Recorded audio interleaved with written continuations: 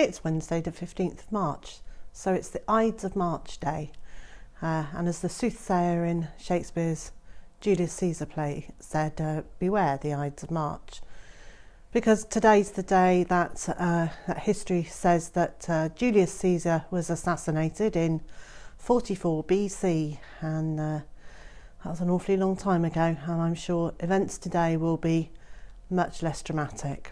The Ides were actually around the middle of the month, and they were the time that people settled their debts. It was nothing more dramatic than that.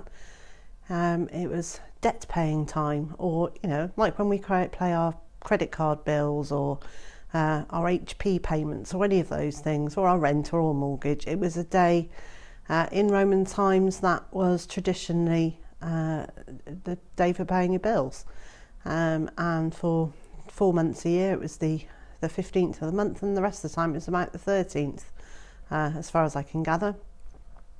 And obviously I wasn't around in Roman times to know, but despite the fact that my grandchildren probably think I'm old enough to have been around in not only Roman times but possibly when the dinosaurs were here, no, I wasn't. So yesterday evening we went as planned to collect 2 new chickens that we brought home, and then they're a pair of light Sussex chickens, a male and a female, and we took them into a house and run of their own. So we've kind of put them in quarantine for a week or so, just to make sure that they're okay and they're not going to pass anything on to our flock. And they look really healthy. They look great, but you can never be too sure. So yeah, they're in quarantine, and at the moment they're sulking. They haven't come out of their house, and as soon as they do, I'll take my camera out and we'll have a proper look at them. All I can say is that he's a mighty chunky boy, and she's a very, very pretty girl, and we're looking forward to her joining the flock, and he'll be kept separate for a while until we've got some other light Sussex that are old enough to spend time with him. And then we may well have a little light Sussex flock separated from the others, and then we can breed them as well.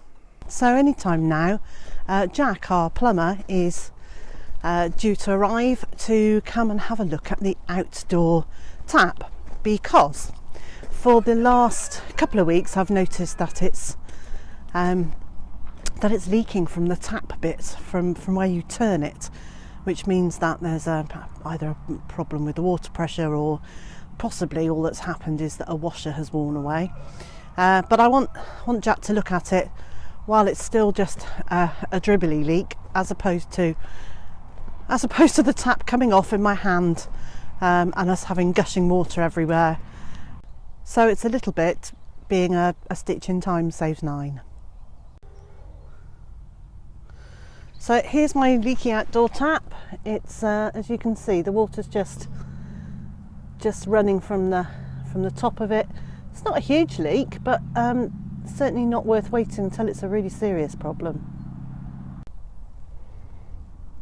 While I wait for Jack to arrive, I'm going to pop down the last bit of weed suppressing membrane needed on this piece of path here, and get the wood chippings on it. And luckily last week I was sensible and I had loads of energy, and I brought down 1, 2, 3 piles of wood chippings, so they're already in place just for me to move across with a rake. So this should be a really nice quick simple job to get that piece of pathway finished, and then it'll look quite nice to be able to walk from one end of the garden to the other uninterrupted.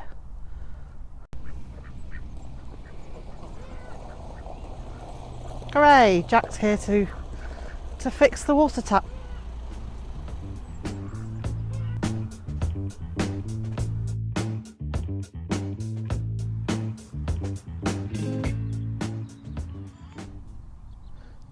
Our new chickens are in the house, and they're still being a bit wary about coming out, but then that's not surprising because I'm now shoving a camera at them. But they are just starting to peck at some of the kale that I've put in for them, so perhaps when they got a little bit of hunger and a thirst they'll come out As you can see, I've hung some water for them, and there's some organic pellets in a bowl under their house. So they should be quite happy there for a day or two while they just find their feet and find their way. This morning I got that central section of the path done before Jack arrived, which means that I can now walk from just about one end of the vegetable garden to the other on a path. It looks really neat and tidy. I'm so pleased with it. It's very nice when if you do a job and it's completed and you like what you've done. And there's the view in the other direction going up towards the house. So this side of the garden looks great because it's all neat beds, but this side of the garden is yet to be cultivated, and there are lots of other funny little jobs I need to do before I tackle this section, and unfortunately some of them really need doing before I can crack on and make some more raised beds. And one of those jobs is to put in fence posts between the Australorp pen there and the Jersey Giants, which are next to them. So I need to put a fence going across there. Now there is a fence, but it's only the flexible chicken wire, chicken netting stuff that would normally be electrified, which up until now has actually kept our chickens where we want them to be. But the Australorp girls have decided that they don't want to be confined by some green wire, and that they'd rather have freedom to go wherever they like. So the last couple of days they've jumped out and gone to visit the Jersey Giants, which, you know, it wouldn't be a problem, except I really don't want crossbreed Australorps.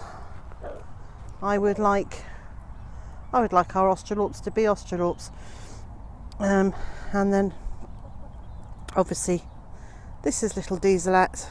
She's not an Australorp, but I can now distinguish her eggs from the others quite simply.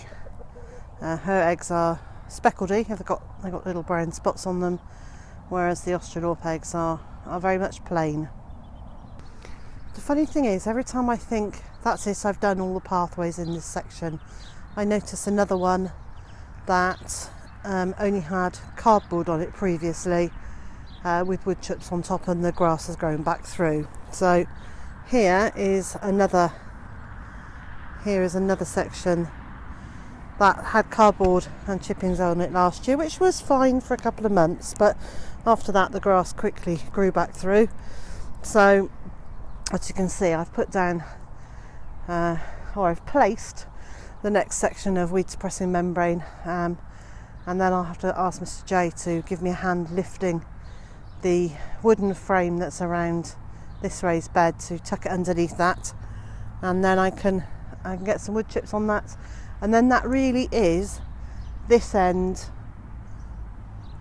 of the vegetable garden sorted out.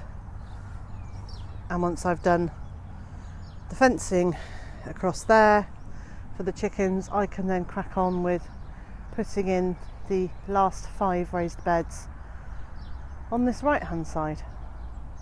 Now, I did promise a little bit of footage of the new birds, and I'm actually out here without my microphone, so the sound quality isn't so good. I'm sorry about that.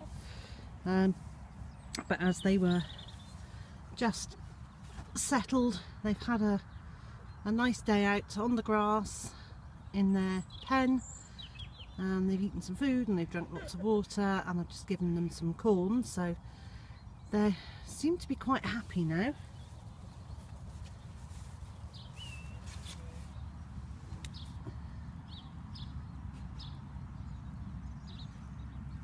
They're very attractive birds. I hadn't realised how pretty light Sussex birds are. He's a bruiser of a chap, and she's she's lovely. I think she's going to settle in well with us. She's a nice little girl. She's about 18 months old, so allegedly not in her prime, but I think she looks beautiful.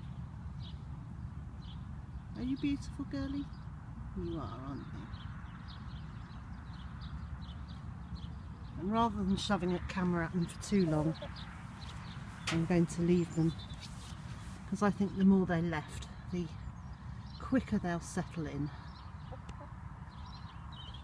The best way to make sure you don't miss any of my videos is to subscribe to my YouTube channel, which you can do very simply by pressing the little subscribe button, which I think is just here somewhere. And once you press that, you'll then see there's a little bell next to it, and if you click on that, that will send you a notification every time I've uploaded a new video.